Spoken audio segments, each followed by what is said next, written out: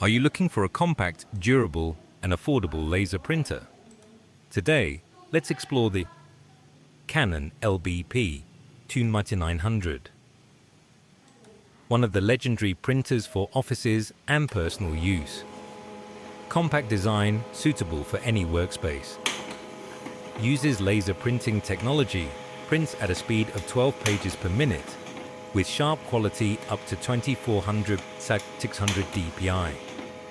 If you notice light smoke coming out while printing, don't worry. This usually happens due to high temperature from the fuser unit evaporating residual toner dust, damp paper, releasing steam when exposed to heat, low quality toner, burning when heated. How to fix it?